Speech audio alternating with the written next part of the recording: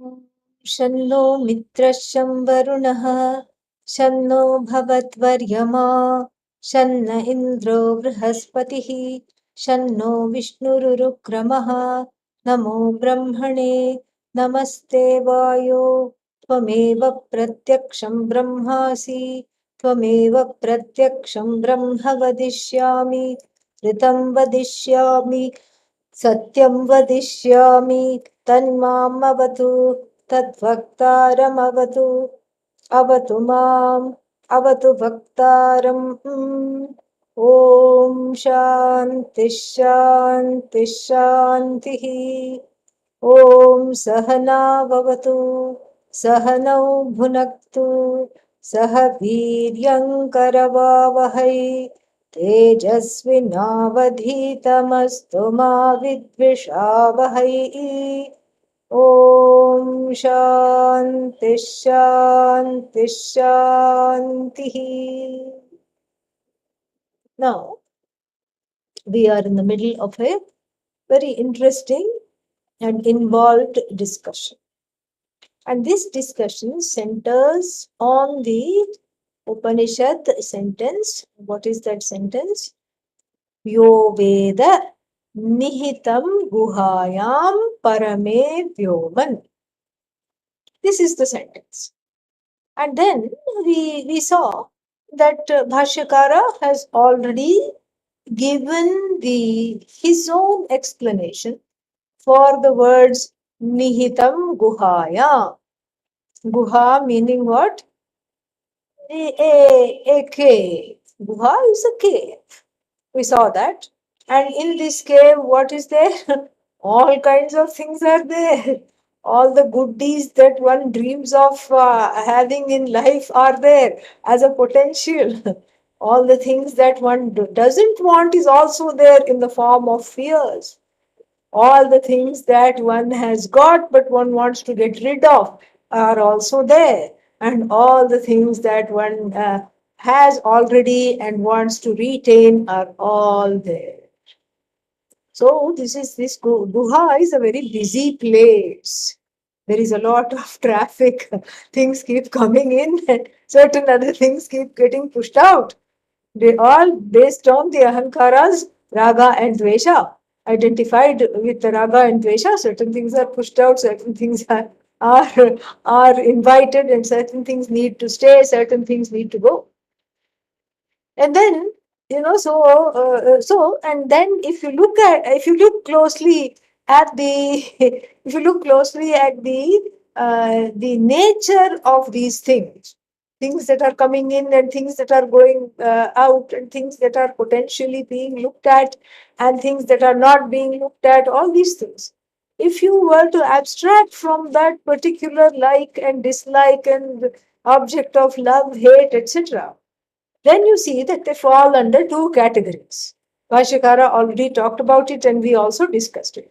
Bhoga and Apavarga. It's almost like all the pursuits on this earth, which are seen as which are already reduced to four in the Shastra, namely Dharma, Artha, Kama, and Moksha, are further reduced to two because they have to fit in this tiny head. Okay, that's why perhaps because it's easy to discuss. So they are further reduced to two. Bhoga, meaning Dharma, Artha, Kama come under Bhoga. Because we saw in great detail why it comes under Bhoga. Because it is all for consumption, it's all for feeling good about oneself, it's all for gaining validation from others, it's all for the sake of having some pursuits for the sake of removing or at best reducing the insecurity, self-loath, self-critique, self-judgment, feeling like one hasn't accomplished all these things that one wanted to accomplish. All these things, this is all comes under bhog. And then apavarga, moksha alone shines separately. So this is what is the guha, which contains all these things. That was one explanation of the word guha. Another explanation was also given. Anybody remembers that? What was the second explanation? Actually, that came first in our discussion. Then after that, only this one came. Dharma, Artha, Kama, Yeah, that Moksha. we just discussed. Dharma, Artha, Kama, and then the other one is moksha. That is the first one meaning that was given. Another meaning was also given. Why this is the buddhi is called guha. It's hidden. Because it has Hidden. potential Yes. for Yeah, what is hidden? The Yes, you are very, very the close. knowledge is Ballpark. the entire world, potential for the words and Actually, meanings. yeah, to make it more, yeah, you're on the ballpark. To make it very, very specific, the what is hidden in the thing is that jnana jnatra jneya padarthaha. We have to start thinking like the Upanishad. Then only she will bless us. Okay, so we have to start thinking exactly like she thinks. And because that's why she has blessed Adi Shankara in full measure, because he thinks just like she thinks. Otherwise, what happens is that we are right there. We are thinking about it. We are circling, and we need to go into the target. And so his words are what jnana jnatra jneya padarthaha nibudhaha. So, yasyam. So, in which guha, in which cave like buddhi, what is there? Nowhere. Is there? Known is there. And then the act of knowing, the means of knowledge that connects the knower to the known. Because otherwise, what is the relationship between knower and known? How can the knower get connected to the known? The knower has to own up that I know this. Aham janami iti. So, what is that connection? Connection is the means of knowledge. Because you see, in any kind of a discussion between Atma and Anatma, it is always a kind of a mithya bhuta sambandha. So, all this is mithya. The jnatru mithya. Jnatru means knower. The knower, this is some kind of a status. And uh, then known. That is also a status. Status of what? This Brahman, which is free of status, free of even causality, ultimately. It's just so fascinating. I find it, really, really fascinating. So free of causality, free of status, then suddenly it has become a knower. Become a knower as though, okay, yeah, as though become a knower. then, then suddenly it has become known. Then how can it be knower and known at the same time? Isn't there a kartru karma virodha? Isn't there a object subject contradiction? No, because that which has as though become a knower and that which has as though become known is neither the knower nor the known. It is just simply standing by the status called knower and blessing that status. And it is standing by the status called known and as though blessing that status without becoming either. This is something which we have to understand. This slowly it will come. That's why I keep repeating it. So, jnatra, jnana, jnaya, jnatra, jnaya, jnana padarthaha. And this jnana means here means of knowledge. Like I spy with my little eyes this bunny rabbit. And so the eyes are used to see the bunny rabbit. And then what? And then I hear with my ears this particular raga, melody. So all this is there. And so all this is what connects the I in the form of the pramata to the prameya, and that which connects the pramata, the knower, to the prameya is pramana, means of knowledge. So this triputi, this tripod is what? Is just undifferentiated Brahman. Yeah, so these are all as though differences. So this much we saw. This is the makeup of the guha called buddhi. Then, then what happens is that Bhashyakara entertains two specific meanings or two specific interpretations based on Purva Acharya's, what is that called? Uh, Commentaries. And don't ask who those acharyas are, we don't know. But we do know that they have these ideas or they have these interpretations because Adi Shankara refers to them. And how does he refers to them? He says, let me look at the Bhashya to give you the exact thing. Okay. So now that we understand what the Buddhi is, the Guha, what the Guha is, so then here he says, yeah, here it is, yeah. It is if you want to follow, it's on page 269, the very last paragraph, which says 26. Okay, yeah, numbered as 26. Tad yatha vyakyatam brahma. That we'll see later. Yo veda vijanati nihitam sthitam guhaya. Guhatehe samvaranarthasya nigudhaha asyam ज्ञान ज्ञेय ज्ञातृ पदार्थाः इति गुहा बुद्धिः. One meaning. This is just a revision, okay? So that you know exactly how we are proceeding. Then the second meaning for buddhi is also given. Nigudhau asya. Nigudhau. Already we know there are two things talked about. Nigudhau being dual. Ramah Ramau. So Nigudhau asyam. What? Nigudhau asyam. I lost the place again. Yeah. Nigudhau asyam. Bhoga apavargau purusharthau iti va. So bhoga and apavarga in the form of two purusharthas which are reduced from four. Moksha is one and the other three dharma, artha, kama are all crowded into one box. Okay, so bhoga and apavarga, called bhoga and apavarga, these two things, moksha and then the other purusharthas are hidden as a potential. Itiba. Itiba means that option is there. So then there comes two different interpretations based on the Purvacharyas. Purvacharyas means other acharyas that have gone before Adi Shankara.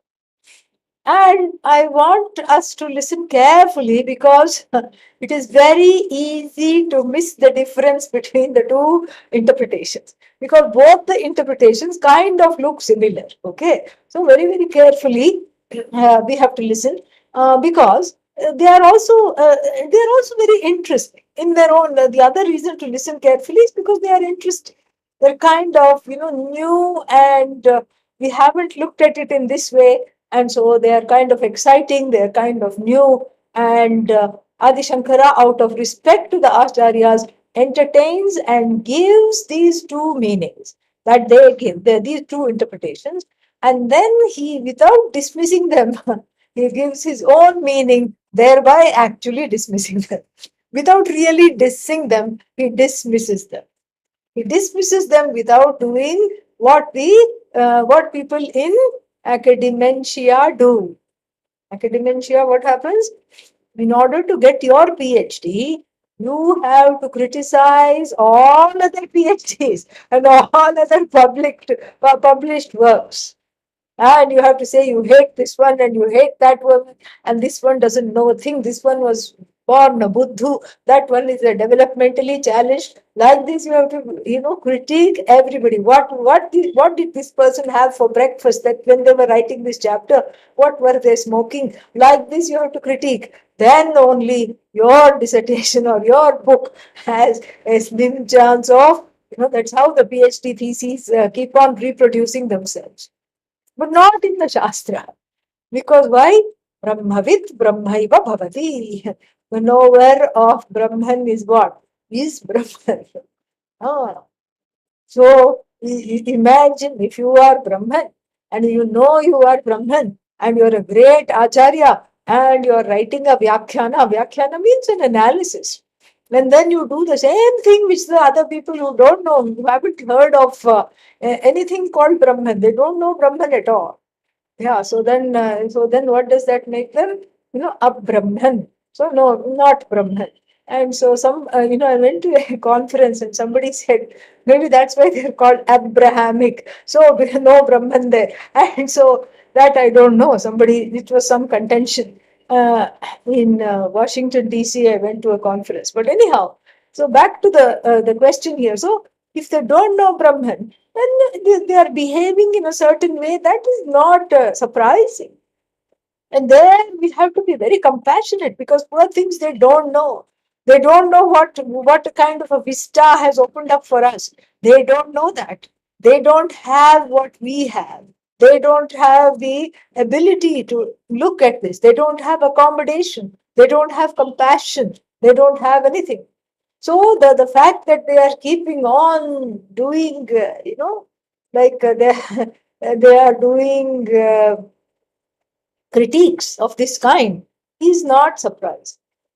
But if a vyakhyana, an analytical expose, is written by somebody who is enlightened to the fact that one is the cause of the whole universe, then we expect something different from that person.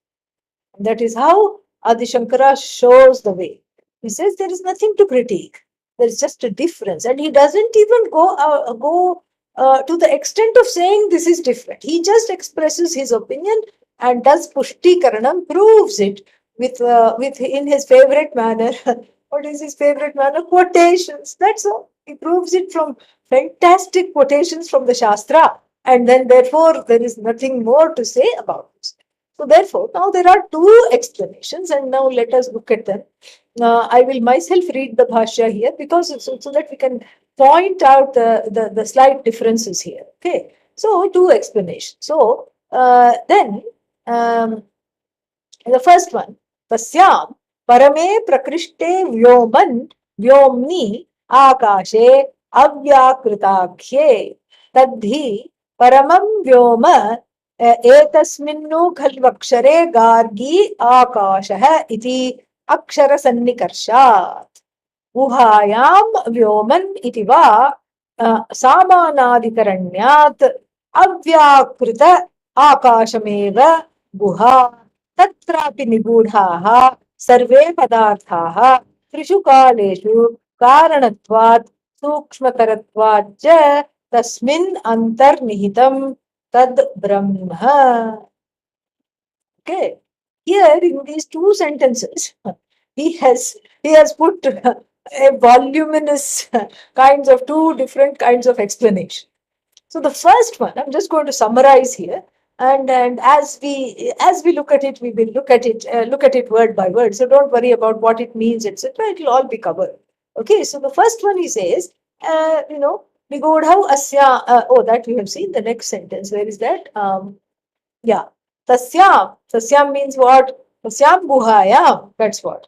Parame prakrishte vyoman vyomni akashe avyakrita akhye. Avyakritakhye akashe parame vyomni. He converts the Chandasam Vyoman into the seventh case Vyomni. Why? Because he wants to all of them to agree in gender, case, and number. Because it doesn't make sense if you just have Vyoman, in the form of this Pratipadika just hanging around there. It doesn't make sense. And so he converts it into Vyomni because everything else is in the seventh case. What is in the seventh case? Parame. And then, what else is there? Parame. And then one more word is there. Parame Vyoman. So, Parame Vyomni. He converts it to match Parame. So, now the word Vyoman has the meaning of Akasha. Akasha means what? Space. But here, again, the Purvacharyas have taken the word Akasha to not just mean space, but Avyakrita. Vyakrita, manifest. Avyakritakhe means that which is known as unmanifest. Negation of manifest, unmanifest. So here, the space is not really space. There is a very well entrenched um, custom in the Upanishad to look at Akasha as Avyakrita. So there is a wonderful, what is that called? There is a custom, there is a tradition in the Upanishad to use the word space to mean a place of that which is unmanifest. Because space also in a way is unmanifest. So in a way, we are looking at Lakshya, we are looking at the lakshana, we are looking at some kind of an oblique meaning, an indirect meaning for the word space. Because when you see, even in Sanskrit, when you look at, when you think of the word akasha, the last thing you are going to think about is the manifest or unmanifest. You don't think of unmanifest. You just think of space. You think of sky. You think of atmosphere. And that's what it is. So space as avyakrita is something maybe new for the listeners of the Taittiriya Upanishad, but it is not new for the Shastra itself. In the Shastra, there is a custom. And what is that custom? The custom to look at space in a particular way. To look at space as avyakrita, unmanifest. You keep saying unmanifest. What is this unmanifest? What is unmanifest? Maya. Maya Shakti. In the seventh chapter of the Bhagavad Gita, very beautiful distinction is made between apara prakriti and para prakriti. Apara prakriti is everything that is manifest. So Maya has got two forms here. One is this: she's manifest. She's got this. She is in the form of the raw materials in the universe, and then she, whatever has name, whatever has form, is Vyakrita. Vyakrita means manifest. Is manifest, and that is also Maya. But that Shakti, that power which brought something to a state of manifestation in itself always is unmanifest. This is what is called para prakriti as opposed to apara prakriti. Apara prakriti is that which is tangible, which you can hold and which you can objectify. Para prakriti is okay, you don't see the Shakti behind it. Maya doesn't go, you who, I'm here. Because she's unmanifest. In her unmanifest capacity, she even survives the kalpa. You see, that's how it is. So she's in a state of demanifestation. And then when the next kalpa comes, when the next cycle of creation comes, then she manifests as this, that, everything else. So this is what is the first meaning. The Vyomni, he goes, he takes it as, what is that? Avyakrita. This Akasha, Vyoman is equal to Akasha. Akasha is equal to Avyakrita. Avyakrita is equal to unmanifest. Okay. So this is where we have come. So then what's the big deal? So okay, fine. There is a custom, there is a well entrenched tradition in the Upanishad to look at this as demanifestation or unmanifestation. So first he out of courtesy for the acharyas, he gives an example of that unmanifestation, how it is used, and then he gives the Gargi Yajnavalkya dialogue. So he gives the Gargi Yajnavalkya dialogue, and he says, and he quotes this from the Brihadaranya Upanishad 3, third Brahmana, 8th subsection, and 11th mantra. And what is that quote? Etasmin no khalu akshare gargi akashaha. So akshare means Brahmani. In this Brahman alone is what? Khalu indeed is, O Gargi, O revered Gargi. Akasha means it's not that in Brahman there is Akasha, literally space. No, in Brahman there is this manifesting Shakti itself, unmanifest, gives rise to all the whole creation as a potential. This is what is the first explanation. So the first explanation is what? Even though it is those three things are, I will explain it in detail, but I just want you to get the hang of what you are listening to. So the first explanation, there are three words in seventh case: parame, vyomni, guhayam. They are all in the seventh case. Okay. If you have any doubt, are they in the seventh case? How do you say that they are in the seventh case? Please take the Sanskrit class following this. Okay, then we will discuss it there. Okay. So for right now, take the word for it that all these three words are in the seventh case. So seventh case means what?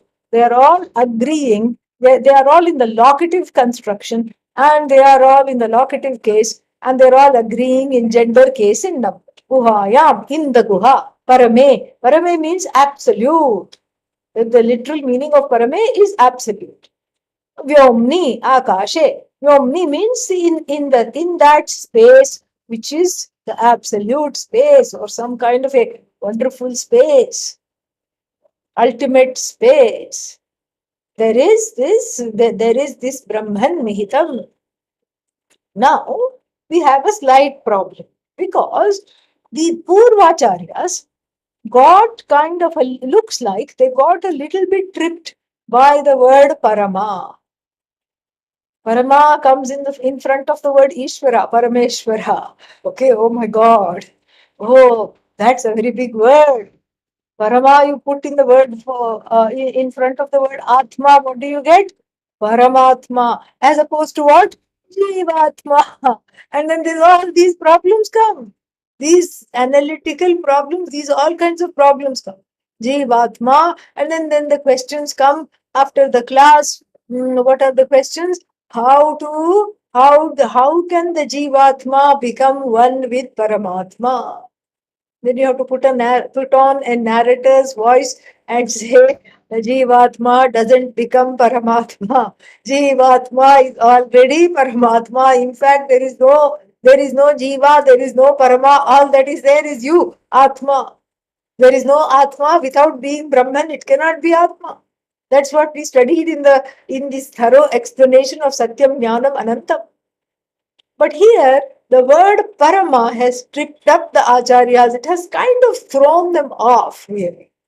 And why should it throw them off? Because the word means exalted, ultimate. And it is Bhagavan, it's very clearly Bhagavan, OMG. And so then what? Then they have to think of an explanation. So then what? The word Parama is Ishvara, Brahman, and then what? Guhayam is what? Jiva, because that's where this Brahman is going to flicker with great difficulty, show itself. So the Karana is this in the word Parama.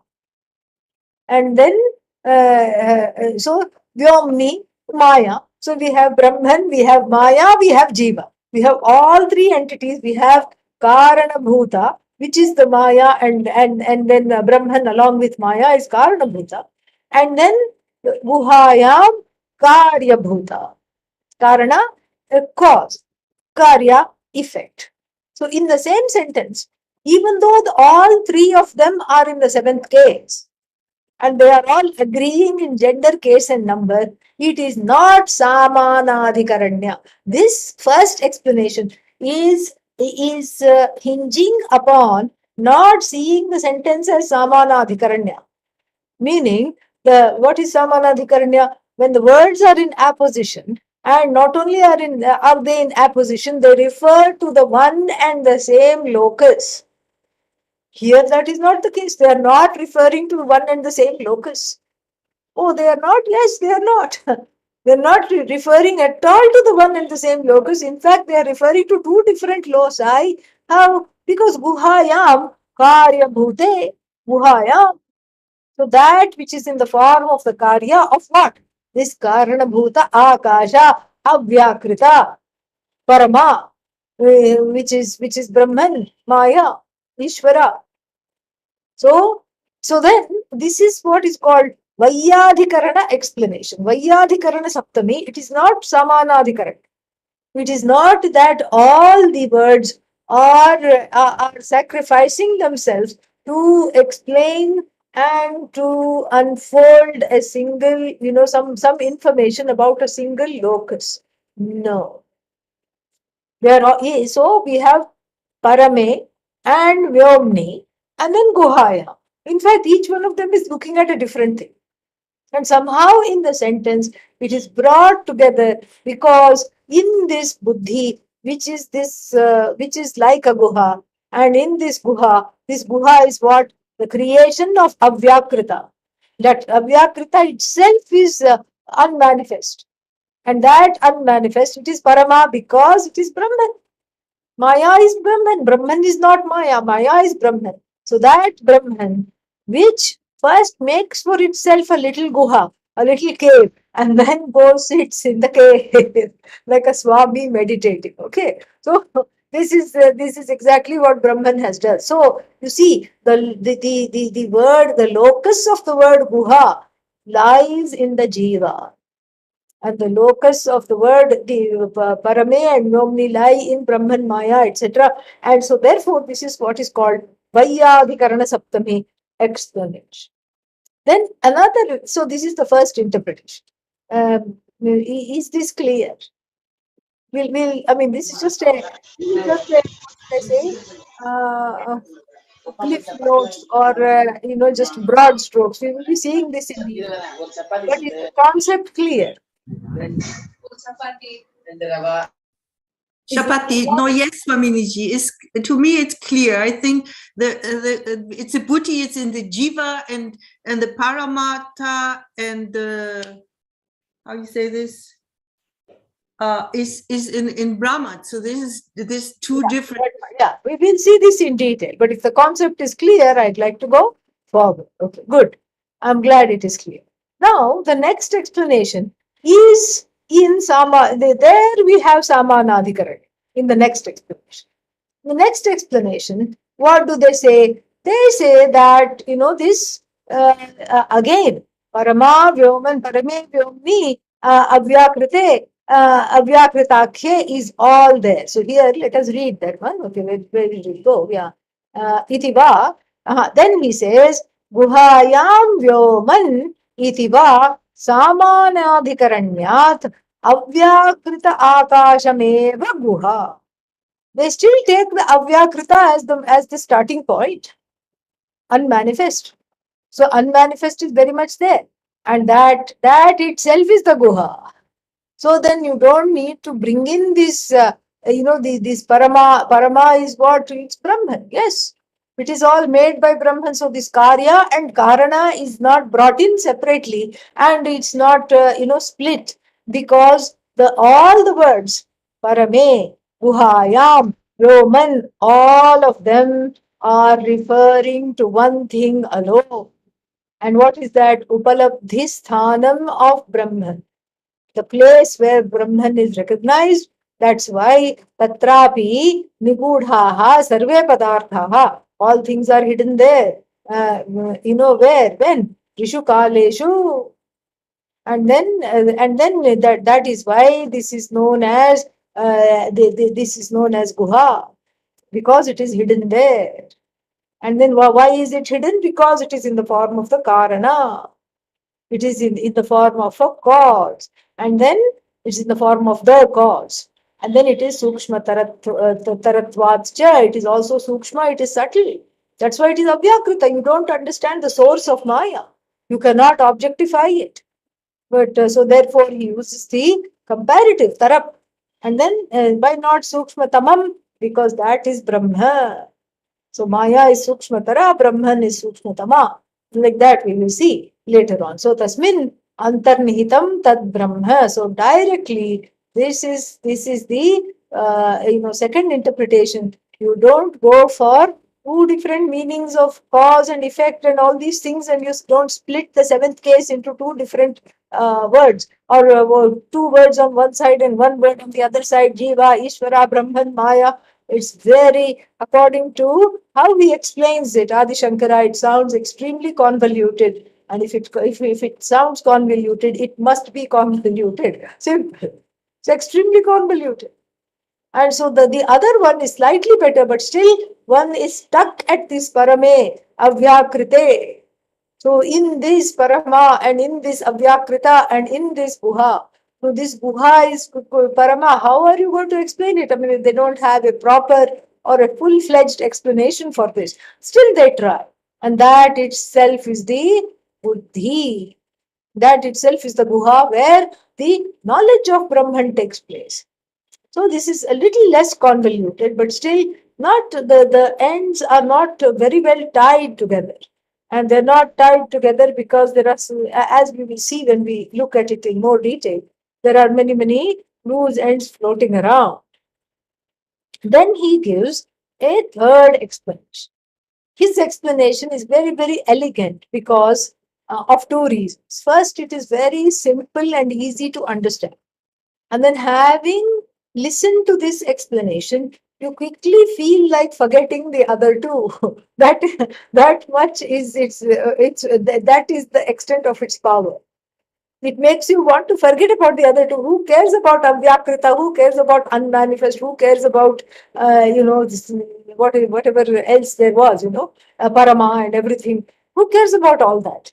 This is such a wonderful and direct explanation. It's just wonderful because all the most profound things in life are quite simple. And Adi Shankara shows us that repeatedly. He doesn't, he's very deep, but extremely just very straight, just straightforward. And so this is what is, that's one of the reasons this explanation is very lovable, that we are going to see. The second reason the explanation is very lovable is because in this explanation, you see his knowledge, you see the extent of and the depth of his nishtha, his jnana nishtha. How much he has become one with the Shastra, that he is incapable, even for the sake of analysis, to entertain to entertain number two, three, four, anything like that. No, it's always just one and non-dually one. And so this explanation hinges on two things. Hinges on the fact that the word akasha has a different meaning. There is also a custom in the Shastra to look at akasha as the space or the buddhi. Akasha is buddhi. It already has the tradition allows for that meaning. So that's the first thing he focuses on, like a meditative space for buddhi. And then the second thing he uses in order to come up with this explanation is that he says that the word parama need not trip us and make us think of all the words that start in parama, like parameshwara, paramatma. And then when you think of parameshwara, then you say, okay, what am I? Penultimate Ishvara, not full Ishvara, not ultimate Ishvara, penultimate Ishvara, not Paramatma, Jivatma. All these nonsensical dualities come, and Adi Shankara sweeps that off completely. He is incapable of thinking in the in the form of duality, even for the sake of analysis. And in fact, that's because he has ingested the Shruti so deeply, so much that he has become one with it. And this must be everybody's goal, really. Just so much that it's like when you go to embrace the Shruti completely, and you just become one with it. That's what it is. And so this is exactly what he has done. And he is incapable of thinking like that. You know why? Because the Upanishad herself is incapable of thinking like that. And there are examples like this in many places, but the Kathopanishad, the Vakya comes to mind. And what is that Vakya?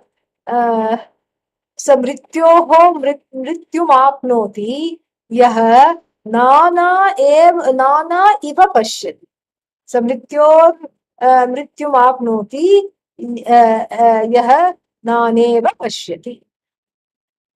So here, Lord Yama, who has a morbid sense of humor, keeps talking about death all the time. And then what does he say? Those people keep going from death to death. Usually we say birth to birth.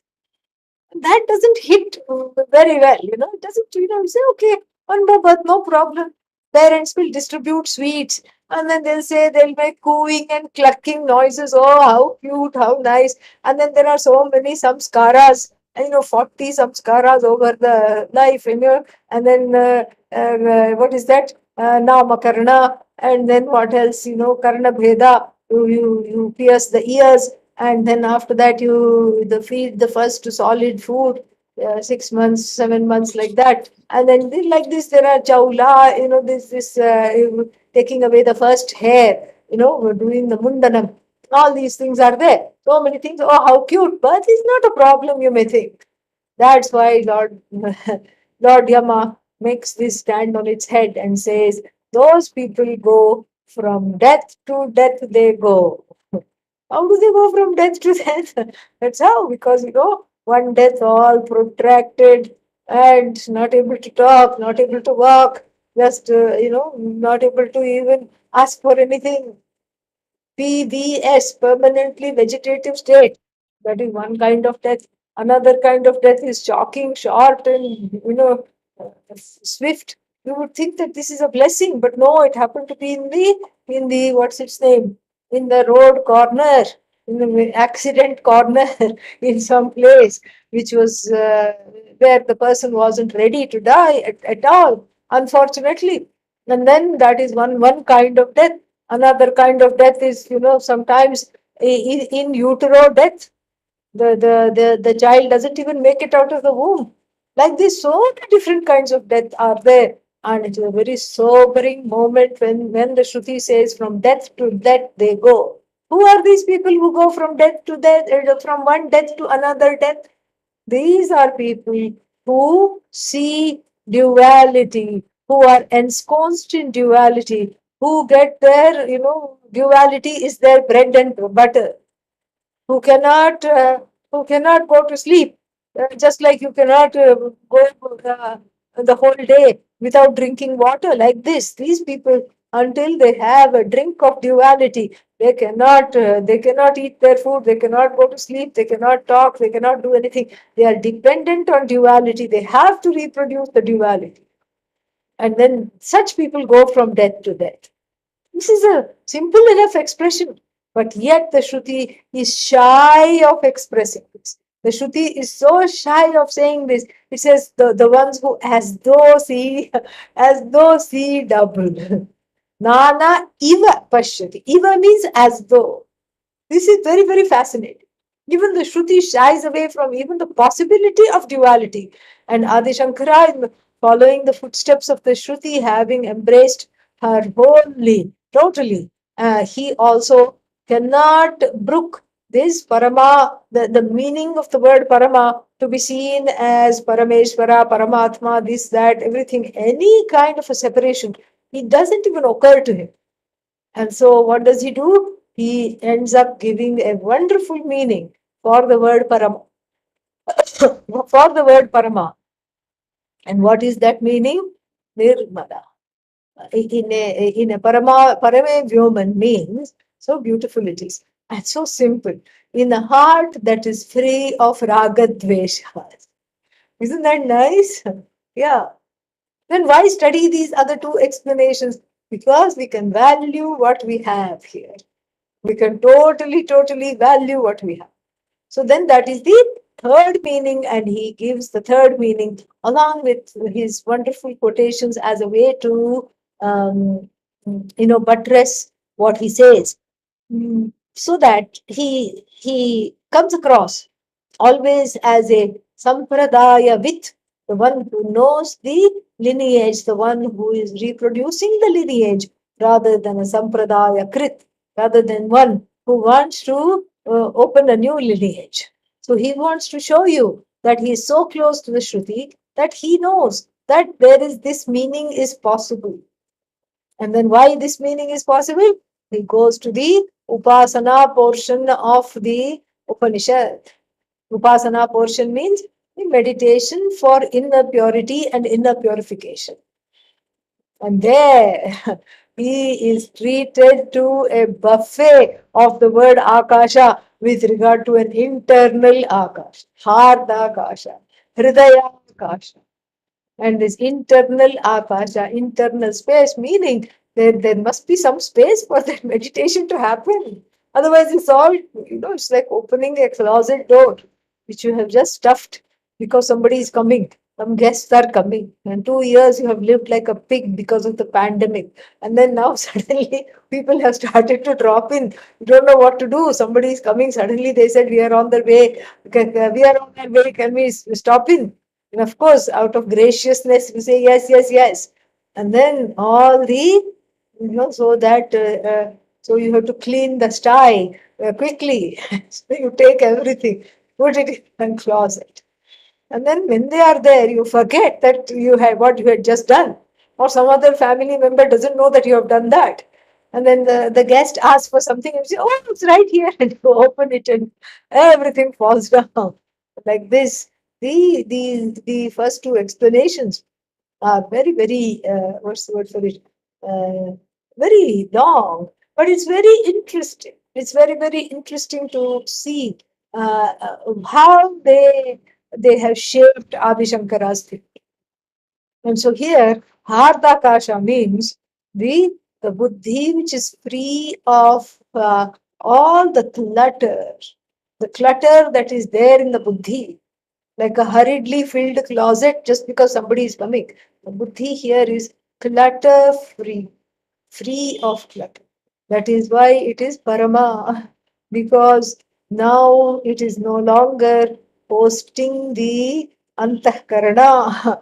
It is ready to host Bhagavan. So that is his explanation.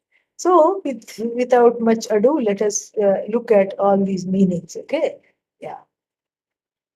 So now, yeah, Tasyam Guhayam Parame Prakrishte Vyomni. And as I said, Vyoman, now we are going to see all this. What are we doing? Now we are seeing explanation 1 in detail. What is explanation number 1? Vaiyadhikarana Saptami, where the seventh case words all don't really speak to one particular locus. They are speaking to two particular loci, and then we'll see what that is. So, Tasyam means in the Guha, in that Guha, Parame Vyomni. Vyoman is converted to Vyomni, we have already said, because it has to go along with Guhayam and Parame. And then, so what is this Vyoma? Here, first meaning that is given is Avyakrita, because again there is a custom for it in the Shastra. Avyakrite, Avyakritakhye Vyomni. Vyoma is Akasha, but the Akasha, the word, as I have said, is also used in the sense of unmanifest. Tasmat, or we should better still, Tasmin Akashe, Avyakritakhye. So then that quotation he gives, Etasmin khalu akshare gargi akashah. O gargi, indeed, akshare brahmani akashah vartate. Akshare brahmani akashah vartate. So akasha is here what? Unmanifest, avyakrita. So why? Because Akashavat, it is undifferentiated, just like even space. So that's why the word Akasha here is taken as a Lakshana for Avyakrita, unmanifest. Why? Because in the context we see, just like Akasha is undifferentiated, the unmanifest is also undifferentiated. Therefore, Yagyavalkya tells Gargi, Bho Gargi, Etasmin Akshare Brahmani, this Akasha Vartate. In this Brahman, so to speak, the unmanifest is part of this Brahman. Part again within quotes. It's all one and whole. Okay, so just for the sake of talking about it, so in this particular context, he says etasmin akshare brahmani akashah vartate. So avyakrita means what? Unmanifest. What is unmanifest? Again an upalakshana for Maya. What kind of Maya? Para prakriti. Two kinds of prakritis are talked about. And two kinds. One is parinami upadana karanam. This is what The Maya that has undergone a change, that which has, as it were, undergone a change to take on the forms of various namas and rupas. Has undergone a change.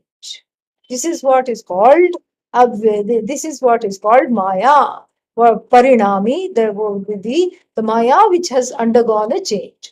Then we have the from the standpoint of the unmanifest, from which all the manifest has come. That which is manifest has come. We have another Prakriti, Para Prakriti. It's not another Prakriti, it's another iteration of the same Prakriti, Para Prakriti. So first is Apara Prakriti, that which has, as it were, undergone a change in order to be certain names and forms, tangible, objectifiable universe of the five elements which we can objectify to a greater or lesser degree, but we can still objectify. And then all the bhutas and the bhautikas, things that have come from the five elements, those also we can objectify. So the objectifiable portion of this universe, the manifest universe, is called Parinami Upadana Karanam. And then the non-objectifiable aspect of this same Shakti which has brought everything into being is called Para Prakriti, or it is called Akasha, or it is Avyakrita. Avyakrita, unmanifest. Okay. So then this is if this much is understood, then we meet our next word, which is what? Parame Vyomni Parama. So Paramam Vyoma, what is this Paramam Vyoma? This Akasha alone, this Avyakrita is alone Paramam Vyoma. So why do we call it Paramam Vyoma? Because the Paramam is here, is taken as a Vishesha, as is taken as adjectival to this Vyoman to prove something. What is there to prove? Akshara Sannikarshat. This is all the part of the quote which we just read in the Bhashya.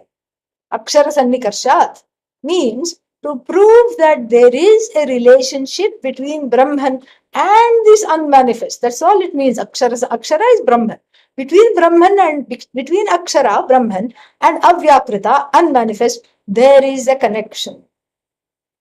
What kind of connection will there be? Tell me. Between Brahman and anything, like I have told you many times, it's like having a connection between you and your shadow.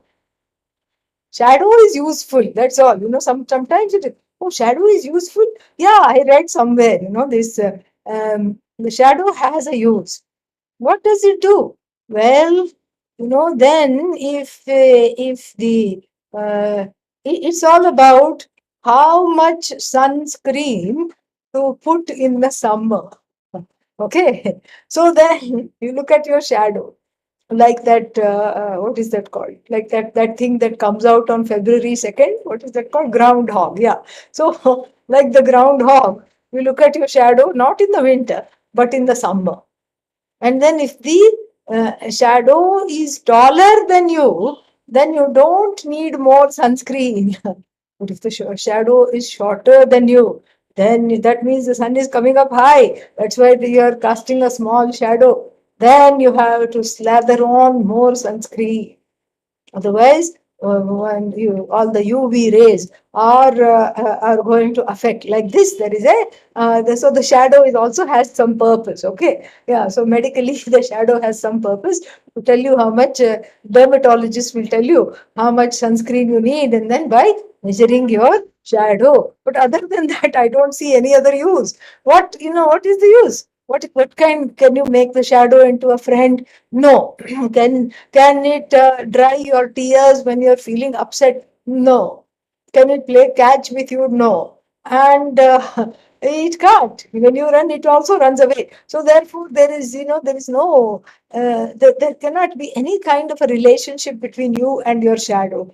Just like that, between this Brahman and this Avyakrita Mayakya, this thing called Maya, what kind of a relation can be there? Mithya Bhuta, that is what it is. There is a sambandha, but adhyasika sambandha. Adhyasika sambandha means based on a adhyasa, based on a quote unquote superimposition as though projection. It's kind of a projected relationship. It's a relationship between the projector and the projected. Just like what can be the relationship between the movie that is projected on the screen, and that projector machine which is projecting the movie. That projector machine, if you examine it, it's all just light through which some film is passing, and then some kind of a digitalized version, and then that is projecting on the screen. So what kind of a relationship can be mithya bhuta sambandha? Mithya. It is not it is an as though relationship. It cannot be a real relationship, because that which is real is not into relationship, because that which is real, as we said earlier, is non-dual and cannot have anything else along with it in order to have a relationship. Okay. So then this mithya bhuta sambandha, it is there, it is not there. And so therefore what? So the only sambandha that is there is an as though relationship, mithya bhuta. That's what is called akshara sannikarshat. It is not some kind of it is not some kind of a chronological sambandha. Chronological sambandha means like, oh, one is karana, then the karana has given birth to karya, and they both belong to the same order of reality. All this is not there. It is not some kind of a paramparaya sambandha. This came before and that came after, like this. It's not there. So what kind of a sambandha it is? Adhyasika sambandha. Because the relationship between Brahman and anything in this universe, including the power to manifest something in the universe, can only be adhyasikam. Any kind of sambandha, any kind of connection between Brahman and anything else is only adhyasik, meaning mithya. One is mithya, and then any kind of that in which Brahman is into this relationship is mithya. And so Brahman becomes what? Satyam Jnanam Anantam. So Brahman is Satyam. So it's a Satyam Mithya Sambandha. So therefore, this Avyakrita Akasha, this Akasha and Vyoman, Vyoman, as I said, is a synonym of this Akasha, which means Avyakrita. And then, so that this is what, so what? So Parame Vyomni iti Avyakritakhe. This is the meaning you get. So what does that mean? Then that means that we are looking at two things at once. We are looking at, when we say Parame Vyomni, we are looking at the Karana in the form of the immediate cause, Maya Karana Avyakrita. So we are looking at that, and then we are, so Karana, that Karana of course is backed by Brahman. Don't, let's not lose sight of that. Then we are looking at Karya Bhuta Buddhi. So then Karana and Karya are together talked about in this sentence, Parame Vyomni Guhaya. See, Guha, when we say Guha is the Buddhi, that Buddhi is in the form of a Karya manifest. And that which brought this Guha, this cave-like Buddhi into a state of manifestation is what? Unmanifest power. And so the immediate cause. So then the cause and the effect are there. And in this buddhi, which is made by the karana, the karya, in this buddhi, which is called effect, made by the karana, the cause of the universe shines. So this is generally the meaning given by some of the Shastrakaras, some of the Purvacharas. Avyakrite Parame Vyomni, which is Buddha, which is this Brahma Nihitam Guhayam. This is the meaning they give. This is why it is called Vaiyadhikarana Saptami, because in this Saptami, even though there are three words in the Saptami, the word Guhayam stands for effect, and the Parame and Vyomni stand for the cause. And so, therefore we have, so one is Karana Bhuta, Parame Vyomni, Karya Bhuta, Karana Bhuta, and then the other one, Buddhau or Guhayam Karya Bhuta. So therefore what? So then the Avyakrita, that which is unmanifest, has transformed itself into this Buddhi, and that is the meaning, in fact.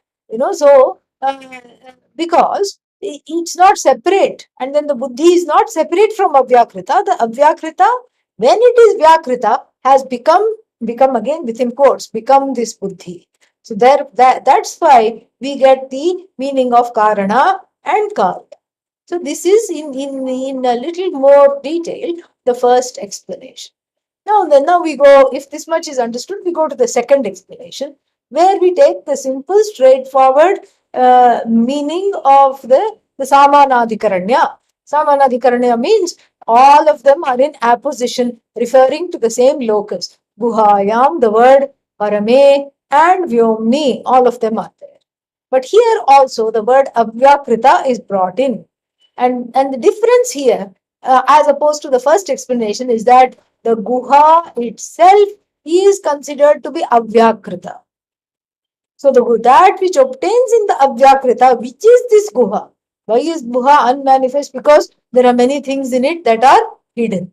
The guha itself is avyakrita, directly speaking, and then which is the adhishthana, and in this avyakrita, what is there? The adhishthana, the source of the universe, shines in the intellect, the buddhi, which is called avyakrita, undifferentiated.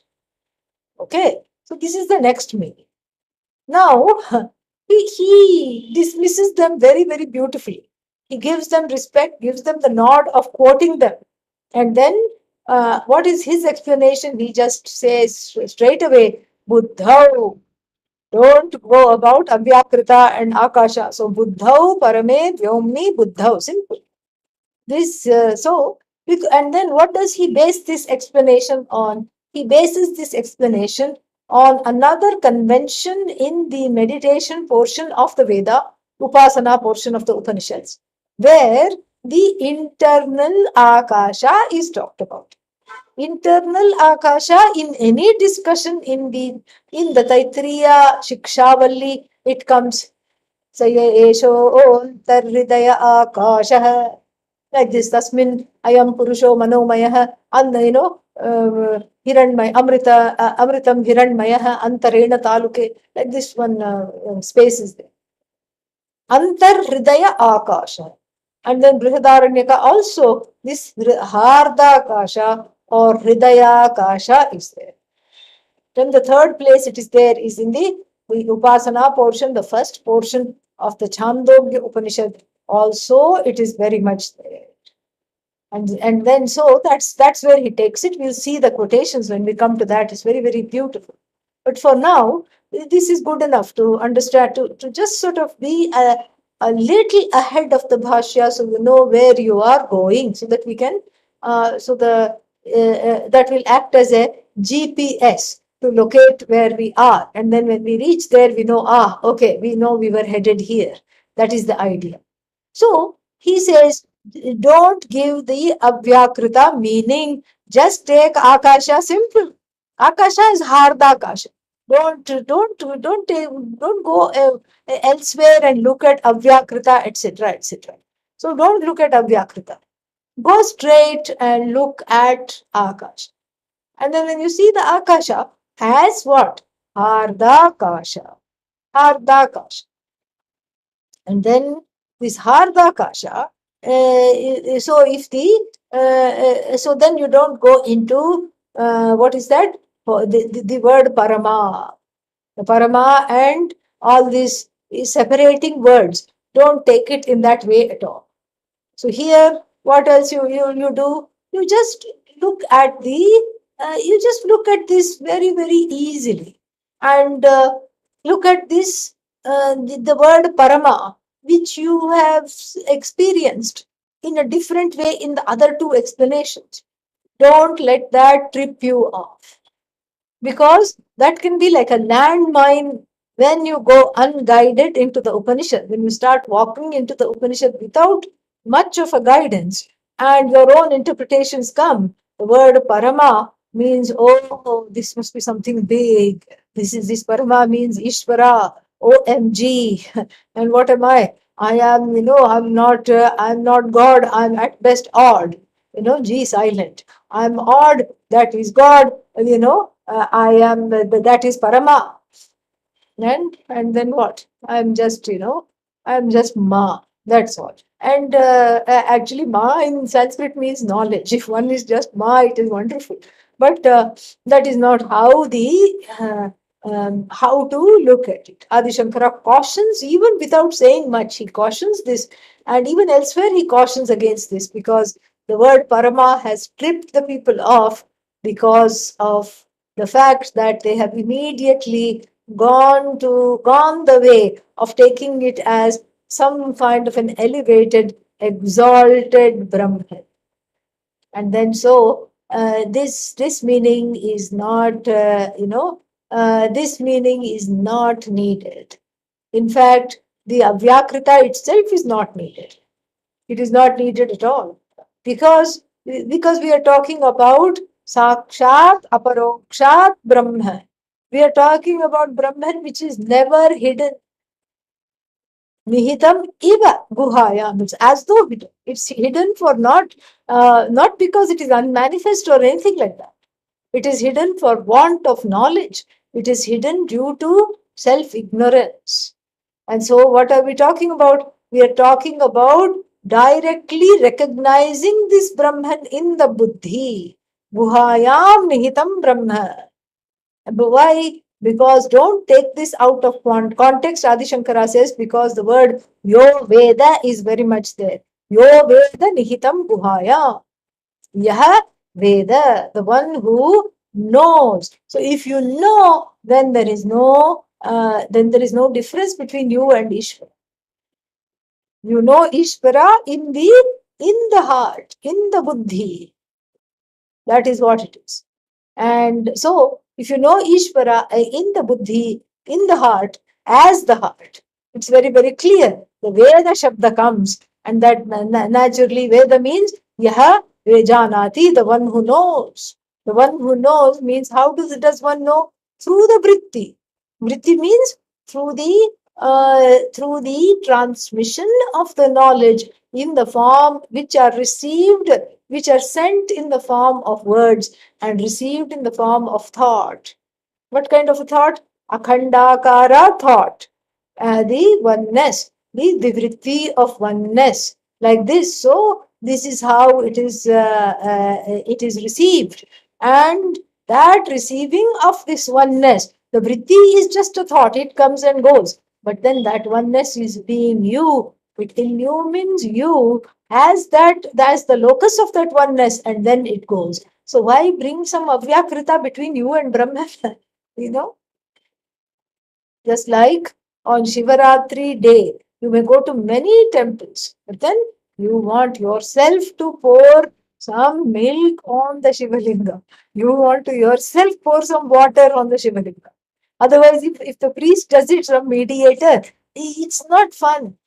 You want to just handle that and you want to do it. The same thing here. This is like this knowledge is like Shivaratri in the heart.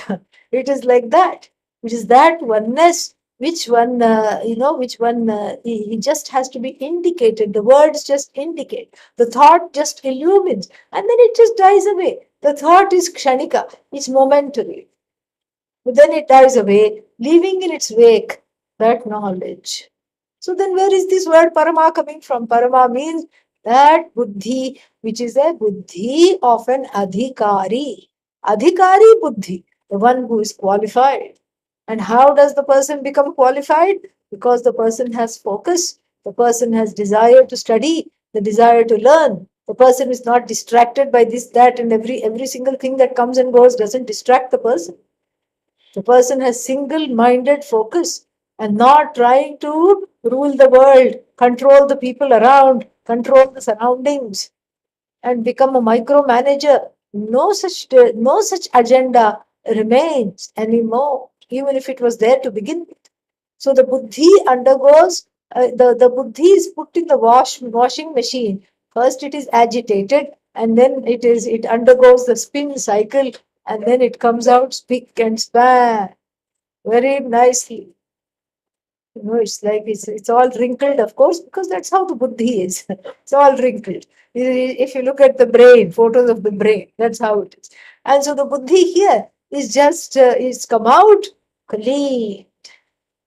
And what is the soap? Soap is the mantra.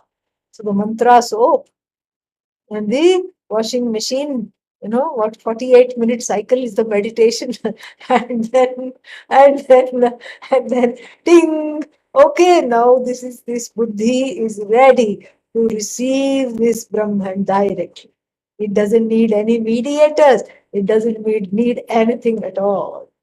We'll stop here so that you can just sit with these two explanations and the introduction of the third explanation. We'll see more in detail next time, tomorrow. Om Purnamadav Purnamidam Purnat Purnamudachyate Purnasya Purnamadaya Purnamevavashishyate. Om Shanti Shanti Shanti. Harihi Om Shri Gurubhyo Namah.